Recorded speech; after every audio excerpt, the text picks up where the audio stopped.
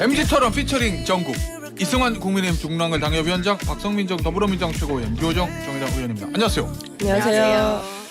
자, 오늘은 이거부터 소개드려야 되겠다. 장안동에서 우성님, 장안동 우성님. 혹시 장안동 정우성 뭐 이런 뭐 그런 별명이 전국에 많아요. 어디 원빈 뭐 이런 스스로를 표현하는 남자분들이. 어쨌든 장안동 우성님 듣고 보고 아침 시장은 김태현의 정치쇼를 들어야 하루가 꽉 찬 느낌입니다. 감사드립니다. 커피 당첨.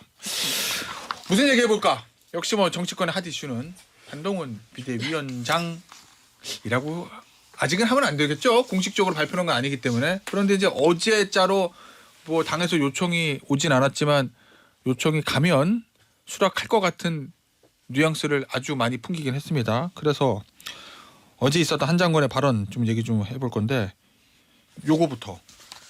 세상 모든 길은 처음에 다 길이 아니었다. 많은 사람이 같이 가면 길이 되는 것이다. 이거는 뭐 루신의 소설에 나오는 말이라고 하는데 저는 몰랐습니다. 루신의 소설에 이런 말이 있는지. 이승환 위원장 이거 어떻게 받아들였어요? 마음의 준비를 다 하셨구나 라고 생각을 했죠.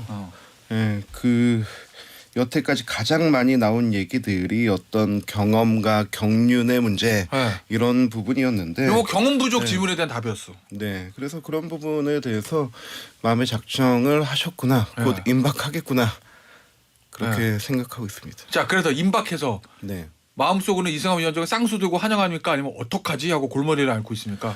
자, 이거 대답 잘해야 됩니다. 아니, 저는 지난번에 우리 원외위원장들 연석회의에도 똑같이 얘기했던 게 역할에 대해서는 굉장히 기대한다. 그리고 우리 중랑 의지역에 지원 요새 많이 왔으면 좋겠다. 다만 스크래치 나지 않고 왔으면 좋겠다. 이거였는데 제가 그 위원장 임명받은 지 딱 3개월 됐거든요. 3개월 동안 있던 일들을 쫙 정리해봤어요. 맨 처음 나오자마자 이제 후쿠시마 괴담 있었고, 잼버리 정일성 홍범도 이념 논쟁 있었고, 이재명 구속 기각에 장관 인사 논란에 강서 참패했고, 메가서울 있었고, 혁신이 자초했고, 엑스포 실패했다. 이게 3개월 동안 있던 모든 일이거든요. 3년치가 그냥 3개월 터졌거든요. 네네. 이게 정말로 말도 안 되게 이게 딱 3개월 안에 있었던 일들인데, 근데 지금 비대위원장이 오면은 이 모든 축적된 실망감들을 본인이 다 떠안아야 돼요. 스크래치가 날 수밖에 없다. 근데 이거를 꼭 한동훈 장관이 지금 하셔야겠느냐 하는 우려를 전달을 했던 거고, 그리고 또 하나 얘기를 드린 거는, 이제 그 당 대표에 준하는 비대위원장으로 오시면 두 가지를 하셔야 되는데, 4년 전 기준으로 1월 15일에 우리가 1호 공약을 발표했어요. 총선 1호 공약. 우리뿐만이 아니고 민주당도 했고 정의당도 했고, 그때 아마 민주당 같은 경우는 공공 와이파이를 1호 공약 냈고, 정의당은 청년 자산 3천만 원 냈는데 우리는 공수처 폐지 이런 거 냈어요. 그래요? 그러니까 뭔가 미래로 가는 게 아니고 이 자꾸 과거로 돌아가고 하는 그런 법안을 냈는데, 저는 이번엔 좀 정책에서 우리가 개혁적인 면모 보였으면 좋겠다. 그래서 뭐 이제 지금 문제되는 직방이라든지 그리고 뭐 의학 뭐 그 기술 그 스타트업이라든지 이런 부분들 활성화하는 걸 좀 생각해 보자. 근데 그런 걸로 하려면 첨예한 이익들을 좀 이 대립을 다뤄야 하는데, 그거 잘할 분이 오시면 좋지 않겠냐. 그런 정도 얘기를 했습니다. 약간 우려가 담긴 찬성 반대? 우려가 담긴 반대라고 할 수 있죠. 우려가 담긴 반대. 그러니까 알겠습니다. 뭐 그날 근데 분위기 보면은 뭐 이게 한동훈이냐 아니냐 이게 아니었어요. 4대 3대 3 정도. 찬성 4, 반대 3, 그리고 세모 3 이 정도 됐어요. 본인은 세모예요? 저는 약간 세모에서 X 가까운. 알겠습니다. 자, 류호정 의원, 어제 그 한동훈 장관의 국회에서의 발언들은 어떻게 들었어요? 저는 해석하면 뭐 비대위원장으로 등판하기로 했구나 하고 생각을 했죠. 다들 뭐 언론에서 다들 그렇게 해석하더라고요. 그렇죠. 뭐 요약하면 처음이지만 잘할 수 있고 몸살이지 않겠다 이런 건데, 이 정도면 명확하게 의사표시를 한 걸로 봐야죠. 아마 지금처럼 이제 4대 3대 3이라고 하셨는데 국민의힘 내부 정리가 어느 정도 끝나면 수락하지 않을까 싶고요. 근데 이제 다만 그 반대하시는 분들 이야기를 들어보면 이미지가 너무 그 대통령과 일체감이 있는데 그게 지금 중도층 확장에 도움이 되겠느냐 하는 거잖아요. 그러면 이제 뭔가 한동훈 작가 입장에서는 예측을 벗어나는 획기적인 수를 쓰기는 해야 할 텐데 사실 그게 또 대통령과의 각세우기가 되기는 또 어렵지 않겠습니까? 그래서 근데 영원 가능성이 없다라고 생각하지는 않는 게 네. 제가 대정부 질문에서 한동훈 장관과 만났을 때 이 네. 질문을 한 적이 있거든요. 그때 강서구청장 보궐선거 국면이었어요. 네. 그때 한동훈 장관이 누가 봐도 이제 대통령이 낙점한 그 김태호 전 구청장을 전혀 옹호하지 않더라고요. 제가, 그래요? 네, 그때 제가 그 뭐 이렇게 나열하면서 네. 제가 김 후보면 이 정도면 거의 이거 잡범 수준 아니냐고 제가 좀 그래요? 과격하게 얘기를 했는데 네. 그건 맞다 이렇게 대답을 하신 거예요. 그래요? 네, 그래서 그게 보도가 안 됐지? 뭐 그냥 지나가듯이 네. 이제 짧았기 때문에 그래요? 그걸 보면 이제 어느 정도 간접적인 수준이라도 대통령과 나는 다르다 정도는 드러낼 수 있지 않을까 그렇게 생각합니다. 알겠습니다. 박성훈 전 저건 어떻게 들었어요? 저도 일단은 이 결정이 뭐 거의 됐구나라는 생각을 좀 했고, 근데 이제 어떤 느낌이었냐면 네. 만장일치의 꽃길을 깔아주는 연출만 남았다. 저는 그 생각을 했거든요. 그러면은 윤지호 원내대표가 빨리 판을 정리해야 되는 거예요? 저는 그렇게 봐요. 네. 왜냐하면 이제 이렇게 한동훈 장관의 공개적인 메시지가 나오기 전에 뭐 이른바 한동훈 측근, 이제는 윤핵관이 아니라 한핵관이 나올 판인데 네. 이제 한핵관들이 언론을 통해서 흘린 멘트들을 보면 네. 결국엔 그거예요. 이제 아니 뭐 다 만장일치로 해도 수락하기 어려운 직책인데 뭐 굳이 이렇게 반대가 있다면 한동훈 장관은 뭐 입당할 생각도 없고 비대위원장직을 맡을 생각도 없다. 이런 식으로 이제 했다가 여권 핵심 관계자 발로. 뭐 그때 한동훈 장관의 측근 이렇게 저는 멘트를 봤거든요. 한동훈 관계자, 뭐 장관 네. 관계자 이런 식으로. 그래서 아무튼 그랬고 그 다음에 보게 되면 이렇게 근데 이제 공개적으로 출근길에 많은 사람이 같이 가면 길이 된다라고 얘기를 한 거는 이제 본인에 대해서 이 반발하는 여론을 인식을 했지만 어쨌든 그걸 뚫을 만큼의 뭔가 강력한 시그널이 있으니 그 만장일치로 정리되는 그림만 있다고 한다면 등판은 문제되지 않는다 이렇게 판단한 것 같아요. 그래서 결국에 남아있는 건 이제 국민의힘 지도부가 내부에서 세게 반대하고 있는 이 수도권 인사들이라든지 아니면 그런 반대 의견을 공개적으로 표명하고 있는 인사들을 설득하는 문제만 남아있다. 그러니까 그림을 연출하는 문제만 저는 남아있다 이렇게 봅니다. 결정은 이미 다 내부적으로 된 것 같고요. 그래요? 저 부분은 어떻게 봐요? 그림을 만드는 부분이라고 박성민 전 최고는 지적을 했는데. 그림도 중요하죠. 그림도 중요하고 저도 개인적 의견으로는 만약에 이제 김기현 대표가 이제 퇴장하자마자 몇몇 카드를 내놓고 이 중에서 비대위원장으로 지금 누가 좋아라고 수도권 원외당협위원장들이나 힘든 선거 하시는 분들한테 물어봤으면은 한동훈 카드를 먼저 꺼냈을 수도 있을 것 같아요. 근데 이게 자칫 잘못해서 마치 용산에서 내려온 것 같은 지금 그 과정이 오염됐기 때문에 그러면 처음에 네. 의원총회에서 판이 잘못 만들었다 시작이. 네네. 예. 저 그게 좀 아쉬웠던 것 같아요. 그래서 그냥 오히려 그냥 그 김기현 대표 퇴장하자마자 그냥 수도권에서 선거 준비하는 사람들한테 카드 주고 고르라고 하면 한동훈 골랐을 것 같아요. 그런데 그 과정이 너무 좀 오염됐고 치열했고 하는 그런 과정에서 나온 그 노이즈들이 있지 않았나. 그게 그런 생각이 들어요. 처음에 의원총회에서 여의도 연구원장 하는 김성원 네. 의원하고 지성호 의원하고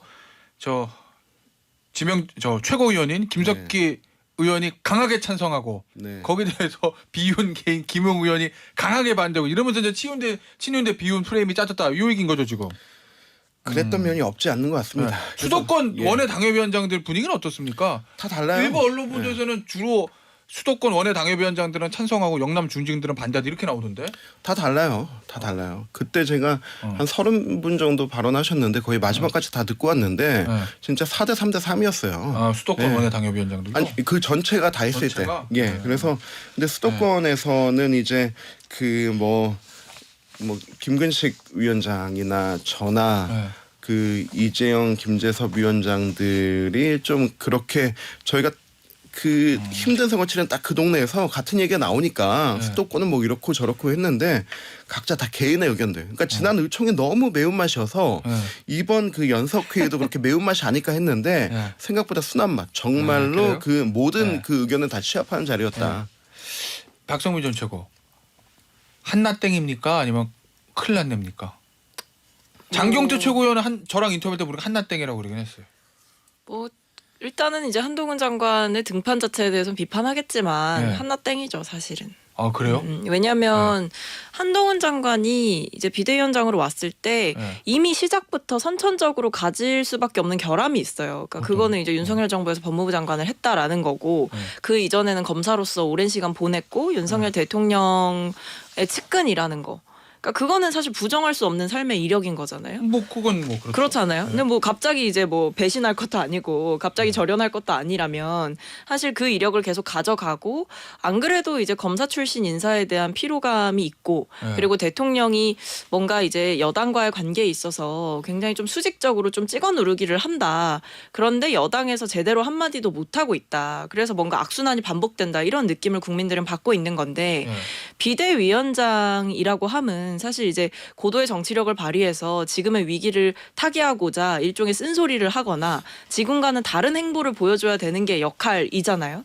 근데 한동훈 장관이 오게 되면 사실 김기현 대표보다 어쩌면 더 종속적인 관계를 저는 만들 수도 있다라고 봐요. 왜냐하면 김기현 대표보다 어쩌면 네. 더 가까운 관계이고 더 종속적인 관계로 일을 해왔던 사이이기 때문에 네. 한동훈 장관께서는 맹종한 적 없다라고 말씀을 하시지만 어제 누구도 맹종한 적은 없고 네, 앞으로도 그렇다고 그럴 하시지만 사실 지금 뭐 김건희 여사 관련된 특검법이라든지 아니면 김건희 여사의 명품 수수 의혹에 대해서 대처하는 그 논리만 보더라도 이제 국민의 눈높이를 고려하기보단 여권 지지층들이 반응할 만한 호응할 만한 논리를 펼치고 있거든요. 뭐 아주 좀 냉정하게 보면 용산이 좋아할 법한 논리를 펼치고 있죠. 그런 면에서 어쨌든 김건희 여사 논란이나 윤 대통령 향한 비판에 대해서 한동훈 장관은 분명히 방어적으로 굴 수밖에 없을 거다. 그렇기 때문에 이제 어려운 지역에서 선거하고 있는 분들이 사실 한동훈 장관의 등판을 좀 반대하는 거죠. 알겠습니다. 요 얘기에 대해서 아마 이승환 당협위원장 할 얘기가 있을 것 같아요. 잠시 후에 그 얘기는 듣기로 하고 정의당의 류호정 의원은 민주당의 저 속내 겉으로는 다 한나땡 얘기하거든요. 실제 속내가도 그럴 거로 보세요. 아니면은 뭔가 진짜 민주당 입장에서는 너무너무 좋은 카드인가? 한동훈 위원장이라는 카드가. 근데 보통 정말 이기고 있고 자신이 있으면 더 겸손한 태도를 취하기 마련이라고 봅니다. 뭐 힘든 선거가 되겠지만 그래도 저희가 더 국민들께 이제 더 좋은 정책으로 뭐 선보이겠습니다라는 네. 더 겸손할 때 오히려 플러스가 되잖아요. 네. 요즘 이제 민주당 속사정이 또 시끄럽다 보니까 네. 분명히 뭐 여러 뭐 총선 결과가 민주당이 좀 더 우세하다고 점쳐지고 있음에도 불구하고 말이 조금 이렇게 곱게 나가지 않는 측면이 네. 있는 것 같아요. 사실 이제 제3지대에 있는 제 네. 입장에서 봤을 때는 그냥 양극단의 진영 정치의 끝판을 이제 22대 총선을 앞두고 네. 그냥 보여주는 거라고 생각하거든요. 검찰대 뭐 반독재 민주화 세계관 네. 그것을 지금 이제 그대로 인물로서 형상화해서 쭉 가져가는 거잖아요. 네. 그럼 그걸 보면 이제 국민들께서는 아 계속 싸우더니 끝까지 싸우네 하실 거란 말이에요. 조금 경각심을 가져주셨으면 좋겠어요. 네. 제3지대 입장에서는 이 전략적인 측면에서 봤을 때 나쁘지 않다.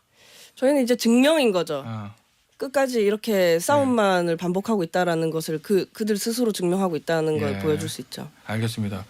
이승환 위원장. 네. 야당에서 제일 많이 하는 문제 제기가 저 문제잖아요. 박성민 전 최고가 얘기했던 아니 윤석열 대통령에게 할 말 할 수 있을까? 요 얘기. 네. 이 부분에 대한 반론이 있으세요? 한동훈이기 때문에 할 수 있다. 어제 이제 얘기했던 네. 난 누구에게도 맹종한 적 없다. 예, 맞습니다. 아니 근데 네. 그 정말로 직언하고 쓴소리 하려면 전제가 신뢰가 바탕이 돼야 되거든요. 네. 근데 아까 우리 박성민 최고가 그 이 관계에 대한 거 얘기하셨는데 그만큼 축적의 시간이 있었기 때문에 신뢰 관계가 쌓였기 때문에 네. 뭔가 의견이 다른다 하더라도 설득할 수 있고 또 이제 소통할 수 있는 그런 거라고 생각하고요. 한동훈 장관이 맨 처음에 법무부 장관 임명됐을 때만 생각해도 네. 그때 되게 충격이었잖아요. 그 뭐 서울중앙지검장 뭐 이런 얘기 나오다가 전격 그때 SBS 단독 보도로 나와서 막 바로 이제 화면 잡히고 했던 그 순간을 기억하는데 그때만 해도 모두가 경험 없다, 기습하게다. 그리고 또 뭐 대통령 아바타다. 뭐 그때도 그 얘기 나왔어요. 근데 지금 보면은 정말로 일국의 법무부 장관으로서 본인의 독립적인 그 법무의 업무뿐만이 아니고 본인의 정치적 위상까지 올려놓는 그런 과정을 보면은 저는 그런 부분에서는 기대될 수 있고 민주당이나 일각의 우려처럼 뭐 진짜 그 아바타다, 뭐 용산의 뜻이다, 뭐 그런 부분은 본인이 종식시키실 수 있지 않을까 생각합니다. 알겠습니다. 인적 쇄신이 또 이제 문제가 될 수도 있잖아요. 결국은 이제 물갈이 좀 해야 되니까 그 인적 쇄신의 칼은 어디로 갈 것 같아요, 박성문 전 최고?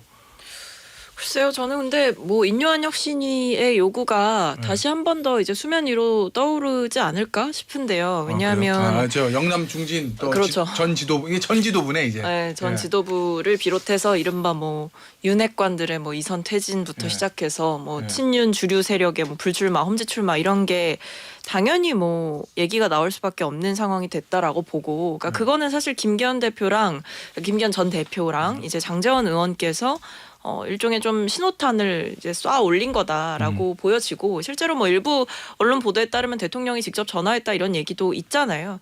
그만큼 이제 용산의 의중이 좀 그런 쪽에 가 있구나라는 거를 아마 국민의힘 내부도 모르지 않을 거예요. 그렇다고 한다면, 근데 문제는 뭐 내보내는 건 좋은데, 그러니까 새로운 세력이 누가 올 거냐가 늘 중요한 거잖아요. 비우는 것보다 채우는 게 어렵다고 그렇죠. 하죠. 근데 그때에 아마 저는 나가는 것보다 들어오는 사람들과 관련해서 논란이 더 클 거다라고 전망을 하는데, 이른바 뭐 검사공천도 네. 있을 수 있고, 네. 그리고 뭐 대통령실 중에 뭐 물론 인재가 있을 수 있지만, 네. 근데 약간 지금 보면 사실 수석들이나 네. 뭐 좀 고위직을 했던 분들이 뭐 장관 3개월하고 뭐 출마하겠다 그러고 이러는 모양새들이 솔직히 당에서 정치하는 사람들 입장에서는 되게 별로일 거거든요. 그러니까 양지만 찾아다니고 네. 공직을 마치 이제 그냥 출마하려고 그냥 잠시 거쳐가는 징검다리 마냥 쓰고 있는 지금 이 윤석열 정부 고위직들의 실태를 보면서 아마 내부에서도 불만이 있을 거고, 근데 그분들에 대해서 뭔가 프리미엄을 준다?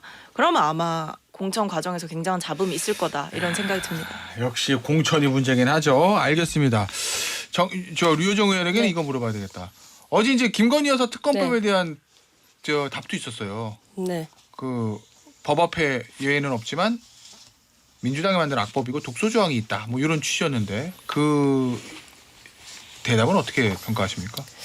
뭐 비대위원장 되시면 이런 일들 더 많이 헤쳐 나가셔야겠죠. 근데 김건희 네. 특검법을 만든 그 민주당과 정의당의 숨은 의도가 있었더라도 예. 윤석열 대통령과 국민의힘이 이렇게 뭐 뭐랄까 좀 징징 아쉬운 소리 할 건 아니라고 생각해요. 왜냐하면 패스트트랙이라는 제도가 그렇거든요. 국민의힘이 만약에 그때 진작 받아버렸으면 법안 통과 시기 자체는 더 앞당길 수 있었을 거고요. 적어도 시기는 국민의힘 당시 선택에 따라서 얼마든지 바꿀 수 있었다는 얘기거든요. 그래서 총선에서 이렇게 총선을 앞둔 시점을 특정한 책임이라는 건 민주당과 정의당만이 아니라 국민의힘에도 있습니다. 그래서 근데 이제 그때 당시 선택하지 못했잖아요. 어떻게 감히 그걸 선택할 수 있겠느냐고 본인들도 생각하셨겠죠. 그래서 오히려 국민의힘 지도부가 일부러 시점을 늦춘 거 아닌 거냐는 음모론도 또 반대로 또 가능한 거거든요. 그래서 한동훈 비대위원장이 뭐 알겠다고 뭐 총선 뒤에 하자고 뭐 하긴 하는데라고 근데 또 말하실 것 같지는 않아서 모양 빠지니까. 그리고 그 제안 한다고 하더라도 민주당이 받을 것 같지도 않거든요.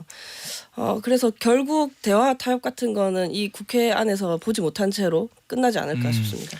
근데 저는 이 사안은 타협과 대화를 할 사안은 아니다라고 보고요. 특검법 그 얘기는? 예. 특검법은 당연히 이제 해야 되는 일이고, 왜냐하면 김건희 여사와 관련된 논란과 의혹이 이렇게 넘쳐나는데 뭐 일단 의혹에 대한 해명도 제대로 되지 않고, 그리고 논란이 생겼을 때 그것을 재발시키지 말라라고 요구하는 뭐 제2부속실 신설이라든지 특별감찰관 임명이라든지 이런 부분에 대해 전혀 조치가 이루어지지 않았고, 심지어는 최근에 새롭게 드러난 명품 수수 의혹과 관련해서도 대통령실은 국민들 앞에 굉장히 오만하게 대답하지 않겠다라고 얘기를 하고 있고, 뭐 심지어는 여당의 새로운 비대위원장으로 올 수도 있다라고 점쳐지는 지금 한동훈 장관은 이것은 뭐 약간 함정이다, 공작이다 이런 식으로만 프레이밍을 하고 있기 때문에 결국에 지금 우리 정치권에서 보면 민주당에서는 계속 줄기차게 이 영부인과 관련한 논란을 지적하고 비판하는데 여기에 대해서 책임 있는 답변을 내놓은 적이 있냐, 대통령실이나 여당에서. 저는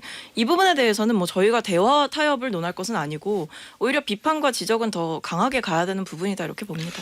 알겠습니다. 자, 이승환 위원장. 네. 내가 한동훈 비대위원장이 됐어요. 제가. 자, 빙의 된 거요? 이승환 위원장 수도권 원외 당협위원장 험지에 출마하는 용산 행정관 출신을 불렀어. 네. 두 가지를 내가 물어볼게.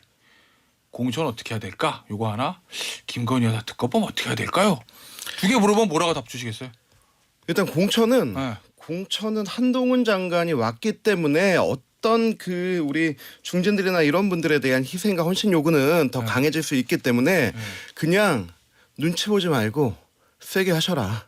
비우는 거. 예. 아 그건 오히려 쉬울 예, 수도 있고 예. 채우는 거 앞서 예. 박성민 전 최고가 지적했던. 채우는 것도 저희 그렇게 검찰 출신 많지 않습니다. 검찰 출신이나 그렇게 대통령실 출신들 네. 나와서 오히려 꽃길 걸으려고 했던 분들도 네. 그런 마음이 있었던 분들도 야 이거 우리 역차별 받겠다 생각하고 오히려 더 사리는 분들이 많아요. 네. 그래서 그런 분들이 이 의결의 과정을 거치면서 오히려 좀 마음을 돌리거나 아니면 험지로 가서 내가 대통령을 위해서 헌신하겠다 그런 분들이 더 나올 거라고 생각을 하고 오히려 역차별 받게 하는 게 맞다. 네. 오히려. 예. 네.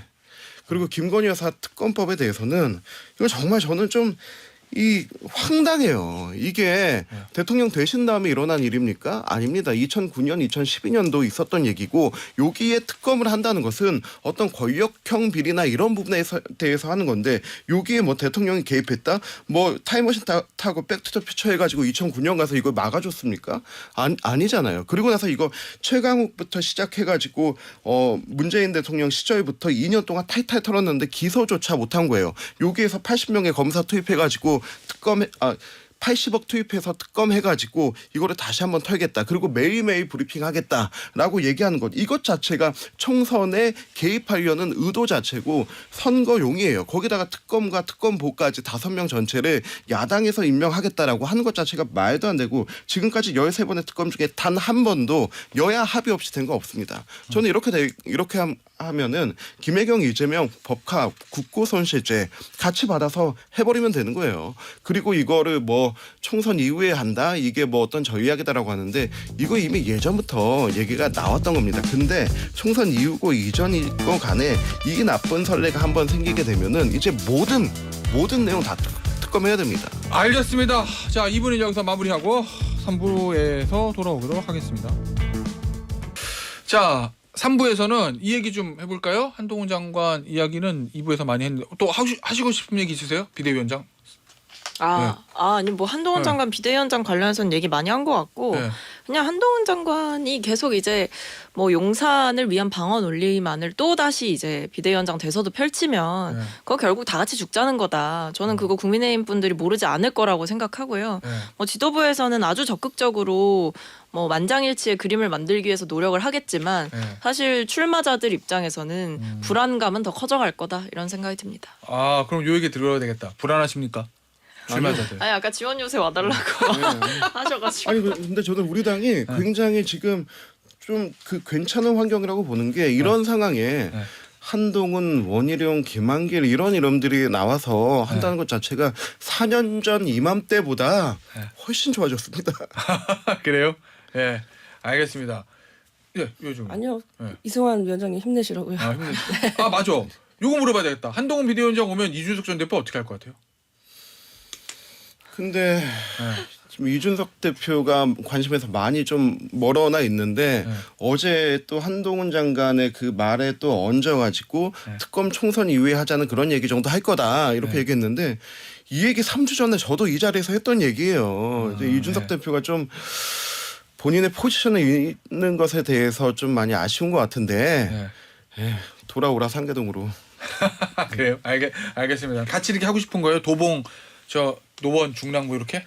네. 뭐 그렇게까지는 물어보면 아니에요. 여기서 응이라고는 안 했고. 그렇게까지는 아니어도 네. 그냥 저 이준석 대표가 상계동에서 이기는 선거하는 걸 보고 싶어요. 알겠습니다. 근데 상계동으로 오라는 거는 이 대표한테 이제 상계동에서 죽어라 이런 느낌 아니에요? 상계동이나 중랑이나 마찬가지로 다 힘들어요. 알겠습니다. 자 주제를 바꿔서 정의당 얘기 좀 해. 정의당 얘기라고 해야 되나? 제3지대 얘기라고 해야 되나? 지금 밖에서 주요 정보가 있었어요. 저희 제작진이 알려줬습니다. 류호정 정의당 의원이 지금 몇 달째 우리가 이 코너 하잖아요. 항상 노란색 가방을 메고 왔는데 오늘은 가방 색깔이 바뀌었다는 전원이 들어왔습니다. 보라색으로 바뀌었다고. 정떼기? 이제 노란색은 쳐다보기도 싫다? 뭐 이런 거? 아니고요. 노란색 가방이 좀 많이 낡아가지고요. 에이. 아니 근데 아닌 것 같은데. 그 중간에 갈색 가방으로 바꿨다가 너무 무거워서 지금 다른 청 가방으로 바꿔 메고 왔어요. 그래요? 네. 에이, 노란색 후보 알고도 무슨 총선 때까지는 때가 많이 묻었어요 노란색. 그래요? 네. 아 밖에서 우리 이렇게 야 이거 뭐야? 제 얘기 아닙니다. 네. 의미심장한 이야기. 정의당에 너무 낡았다. 때가 많이 묻었다. 야 몰아강입니다 지금. 심상치 않아요. 그렇게까지 해석을 하신다고요? 네, 그런 얘기입니까? 아닙니다. 네. 그건 아니에요. 씻어서 다시 가져와야죠. 네, 씻어서 다시 가져온다. 그러면 정의당 바꿔가지고 나중에 흡수 합당한다 뭐 이런 건가요? 저 좀 살려주세요. 자, 정의당 얘기 좀 더 해야 돼요. 네, 정의당에서 징계한다던데. 아 그렇죠. 자, 징계 해당 행위자 맞죠? 근데 저도 사실 이제 네. 정의당 소식을 뉴스를 보고 알고 있습니다. 저한테 직접적으로 오는 게 별로 없기 때문에. 자, 일단 하나 더 있네. 네. 당 관계자 채팅방에서도 강퇴. 아 네. 그래서 말로만 이제- 듣던 강퇴. 네, 그래서 네. 오는 연락이 별로 없거든요. 네. 근데 뭐 징계를 하신다니까 뭐 받아야지 뭐 어떻게 하겠어요. 근데 지금 좀 째째한 일인 것 같은데 저는 정의당을 아직도 포기하진 않았거든요. 지금 그 얘기는 네. 정의당을 포기한 건 저는 김준우 비대위원장과 그 이하 이제 대형 정파들이라고 여전히 생각을 하고 있어요. 왜냐면 오. 네. 정의당이 국민 앞에 약속한 재창당이 있는데 그게 녹색, 노동, 뭐 제3 정치 세력과의 통합과 연대였거든요. 네. 그리고 제가 시도하고 있는 거는 제3 정치 세력과의 신당 창당인 거고요. 네. 뭐 그러면 뭐가 해당 행위라는 건지 그냥 솔직하게 네가 제안한 방식은 싫어라고 하는 게 더 맞겠죠. 지금 김준우 비대위원장 같은 경우에 어떻게 보면 단 하나의 특명을 받고 집행하고 계신 거거든요. 어떤 특명이요? 녹색당과의 선거연합정당인 거죠. 네. 그래서 제3의 정치 세력은 빼고 통합과 연대를 삭제를 하는데 저는 그 길로 가면 다 죽는다고 생각을 하고 있고요. 누군가는 제3지대 신당 추진을 제안하고 설득을 해야 되는 거고. 지금 김준우 비대위 출범한 지 한 달 조금 넘었습니다. 지금 류호정을 단톡방에서 추방한 거 말고 뭘 했어요? 기사를 검색해 보시면 오, 예. 정의당 검색하고 류호정 필터링 빼면 뭐가 남느냐고요. 지금 뭘 하는지 아무도 모르는 상황이거든요. 네. 지금 김준우 위원장이 야심차게 실시했던 당원 인식 설문조사가 있는데 예. 그게 설문조사 응답률이 10%예요. 근데 위원장이 언론에 30% 이상의 당원이 응답해야 당론이라고 말한 바가 있는데 그러면 이제 녹색당, 진보당, 녹색당과 연대만이 당론이라고 주장하시는 건 허위죠. 예. 그래서 지금 게다가 지금 다 본인들이 당론이라고 우기고 있는 그것마저도 실패를 하는 중이거든요. 원래 발표한 계획에 따르면 이번 주에 선거연합정당 연석회의 그리고 공동당원 프로그램이 시작되어야 하는데 하고 있습니까? 안 하고 있습니다. 할 수 있습니까? 못 할걸요. 왜냐하면 진보당은 정의당과의 플랫폼 최종 거절했거든요. 녹색당과 1대1 연합 이상의 무언가가 없고 그럼 녹색당 그리고 이번에다가 민주노총 어떤 정파 후보 공천하고 3번에 4번에 정파 우리 정의당 정파가 있습니다. 정파 사이즈대로 탁탁 배치를 하면 그게 무슨 정의당의 혁신과 재창당이겠어? 이거 시민들이 인정해줘야 혁신인 거거든요. 그냥 이대로 운동권 연합신당으로 가는 건데 저는 이대로 가면 절대로 안 된다라고 생각을 하고요. 이제 와서 대중적 진보 정당을 하겠다 했던 정당이 이제 와서 이렇게 하는 게 오히려 더 전 배신의 정치라고 생각합니다. 알겠습니다. 야, 저 이 김준우 비대위원장과 정의당을 향한 강한 비판을 해주셨기 때문에 저희가 기회가 되면 자 김준우 정의당 비대위원장의 입장을 좀 반론을 들어보는 것으로 하도록 하고 민주당 얘기 좀 해보죠. 네. 이낙연 전 대표 나갑니까 안 나갑니까? 이게 제일 궁금해 나는. 네. 저는 네. 갈등이 봉합될 그 여지는 좀 더 생겼다. 어떻게요? 라는 생각이 드는데 그 원래는 이제 이낙연 전 대표께서 굉장히 좀 강경하게 말씀을 좀 하시다가 뭐 이제 멘트를 보더라도 네, 좀 최근에 줄었어요? 조금 그 수위가 좀 낮아진 것도 네. 있고 또는 여지가 좀 열린 것도 있는 게 뭐 네. 예를 들면 뭐 원칙과 상식이 주장한 뭐 통합 비대위에 대해서 말씀하신 걸 보면 뭐 그것도 일종의 혁신의 하나일 수도 있다. 네. 그러니까 이 전 대표의 입장은 혁신이 없으면 대화하지 않겠다. 네. 인데 뭐 원칙과 상식의 제안만 보더라도 그 정도도 괜찮다. 정도로 지금 말씀을 하시는 거잖아요. 그러니까 그런 거라든지 아니면 뭐 이재명 대표와 김부겸 총리 회동을 지켜보고 인터뷰를 하겠다라든지 이런 건 어쨌든 상황을 좀 멈춰서서 보겠다라는 입장이기 때문에 네. 저는 속도가 조금 이제 늦춰졌다 이 생각은 들어요. 그 얘기는 주류 측에서 뭔가를 주면 내가 생각을 그러니까 뭔가를 내 얘기를 들어주거나 받아주면 내가 입장을 좀 바꿀 수도 있어. 요 얘기라는 건데. 근데 여지가 좀 제가 생긴 것 같습니다. 더 궁금한 거. 박성민 전 최가 보기에 이재명 대표와 그 주류 지도부의 생각은 이낙연 전 대표 신당에 대해서 끌어안기 작전입니까? 고사 작전입니까?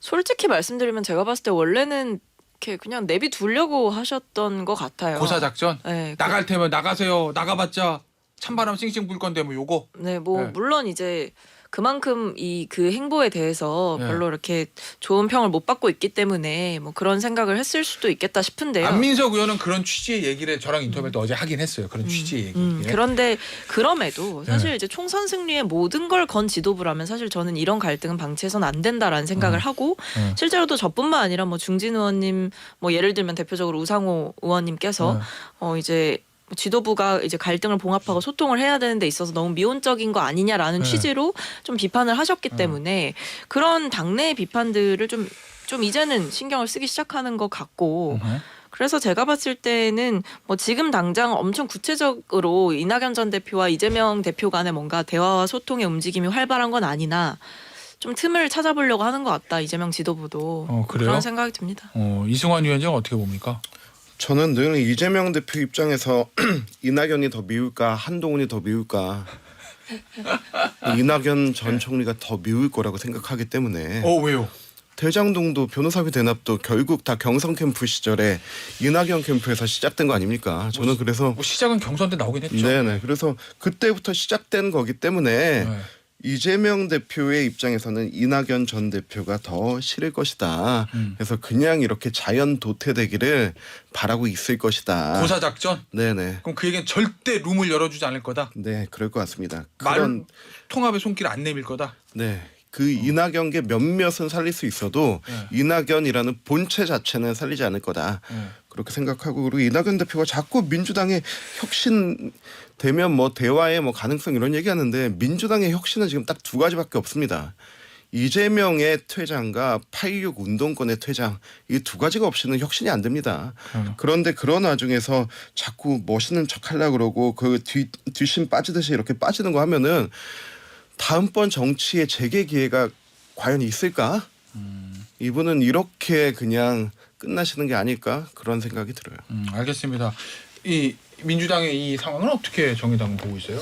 그리고 네. 좀 정의당에 죄송합니다. 아니요, 예. 저 정의당 국회의원입니다. 뭐 현직은 뭐 그렇긴 하지만 어쨌든 오늘 노란 가방 안 맸으니까. 네. 네. 근데 이재명 제3지대 입장에서 보면 네, 새로운 선택 이재명 입장에서 대표의 정치 스타일이 네. 애초에 포용과 관용이 아니잖아요. 네. 뭐랄까요, 배제와 척결이죠. 뭐 비꼬는 그래요? 게 네. 아니라 적과 싸워서 당당히 이겨냈다는 그 서사가 정치인 이재명을 대권 후보까지 만들어냈잖아요. 그렇기 때문에 그 이재명 대표의 거스를 수 없는 자기 동력이라서 그거를 이제 배반하고 다른 행위를 하시기가 더더욱 쉽지 않을 거라고 생각을 하고요. 지금 이제 이낙연 전 대표가 생각하신 것만큼 이제 아마 호응이 없어서 당내에 약간 주춤하신 것 같은데 그래도 아마도 이제 민주당의 역사와 함께 하시는 분이라 신당 창당이 아무래도 쉽지는 않겠지만 조금 막 숙고한 뒤에 내리는 결정이 꼭 옳지만은 않다고 생각하거든요. 제일 처음에 생각했던 옳고 그름을 구분하는 그 직관대로 저는 밀고 나가셨으면 좋겠다고 생각하고요. 그리고 이제 내부의 뭐 비명계 의원님, 원칙과 상식 의원님들께도 여전히 이제 속지 마시라는 말씀을 드리고 싶고요. 그래서 새로운 선택으로 오세요. 약간 이런 느낌인데 지금. 뭐 그렇게 들리실 수도 있겠죠. 네. 네, 커져야죠. 네. 그리고 이제 우리 네. 국민은 네. 제가 이재명 대표가 쉬운 선택을 했을 때도 똑같이 말씀을 드렸는데 예. 불가능한 도전을 하지 않는 정치인을 대통령으로 만들어주지 않거든요. 우리 국민들께서는. 그렇기 때문에 대권에 근접을 하고 싶으시다면 도전을 하시라는 주제 넘는데 조언을 드리고 싶습니다. 알겠습니다. 저 빨리 나오셔서요. 저희 새로운 선택과 함께 하시죠. 야, 요게 이제 우리 저 류호정이 하고 싶은 얘기인 것 같아. 왠지 맞죠? 예. 너무 감사하죠. 아니 뭐 금태섭 대표하고도 어쨌든 같은 당에서 활동한 전력이 있으니까 어쨌든 이낙연 전 대표가 나가서 저 새로운 선택에 만약에 합류한다고 하면 판은 좀 커지긴 하겠네요. 자, 이승관 위원장. 네. 그런데 여기서 안철수 국민의힘 의원이 이낙연 전 대표에게 더불어민주당을 탈출하시고 여당으로 오시기 바란다. 국민의힘 입당하시라. 그러니까 이원욱 의원이 굉장히 강하게 이 얘기를 비판을 했어요. 예. 이건 어떻게 봐야 됩니까? 안철수 의원의 이 얘기. 안철수 의원과 이낙연 대표의 공통점은 안철수 의원은 호남을 기반으로 한 신당 창당에 그래도 성공을 했다. 네. 국민의당. 그렇죠. 예, 그때 성공을 한 사례가 있고 예. 또 이낙연 대표도 호남을 기반으로 한 대표적인 정치인이다. 예. 뭐 그런 차원에서 얘기를 한 것 같은데 저는 우리 안철수 의원님께서 예. 좀 요즘 감이 좀 많이 감? 네, 감이 뭐 예전에도 뭐 그렇게 썩 좋지는 않았는데 더 많이 안 좋아지신 게 아닌가 그런 생각이 들고요. 아니, 이게 사실은 가능성은 0이잖아. 아 근데 네. 요새 보면 좀 막 던지시는 것 같기는 해요. 아 그래요? 네. 예. 근데 저는 그냥 그런 네. 거죠. 뭐 그러니까 본인 정치나 좀 잘 하셨으면 좋겠는데 네. 사실 뭐 안철수 의원께서 뭐 민주당을 탈출해서 이낙연 전 대표 보고 지금 뭐 국민의힘 와라 이렇게 말씀하시는 거는 뭐 일종의 약간 셀프 디스인가? 저는 약간 그 생각도 했고요. 셀프 디스는 또 그러니까 뭐예요? 본인의 이제 어떻게 보면 계속해서 이제 당을 옮겨 다녔던 이 과거의 네. 이력을 예. 어떻게 보면 본인 입으로 스스로 고백하는 듯한 느낌도 저는 좀 들었고 이제 본인이 그렇게 했으니까 남한테 그런 길을 추천하는 거잖아요. 저는 그런 면에서 지금 뭐 오히려 지금 국민의힘 내부 문제가 심각하기 때문에 여기에 대해서 말을 더 많이 해도 모자랄 판에 남의 당 일에다가 이제 말을 이렇게 얻는 거는 뭐 그렇게 좋은 모습은 아닌 것 같습니다. 알겠습니다. 이게 제안한 사람도 제안 받은 사람도 이득이 없는 말이니까. 제안받는 사람들 하긴 저 이상민 의원이랑 좀 다르게 이낙연 전 대표가 민주당 탈당하더라도 국민의힘에 입당할 거라고 생각하는 사람은 사실 없으니까 현실화되기 어려운 좀 얘기죠. 어찌됐건 박성민 전 최고, 네. 송영길 전 대표 구속됐잖아요. 근데 이제 당연히 전 대표고 전당대회에서 있었던 일이니까 입장을 요구할 거 아니에요, 당에. 탈당한 개인의 몸이니까 공식 입장이 없다. 이게 이제 민주당의 얘기거든요. 이거는 어떻게 우리가 받아들여야 될까요? 그러니까 이 돈봉투 의혹이라는 거, 돈봉투 논란 이거 자체를 어떻게 보면 이제 당과 조금 분리하려는 것 같아요. 아무래도 선거를 앞둔 국면이다 보니까 뭐 일종의 이제 송영길이라는 사람이 개인적으로 대처하는 방식으로 이 논란은 정리를 하자.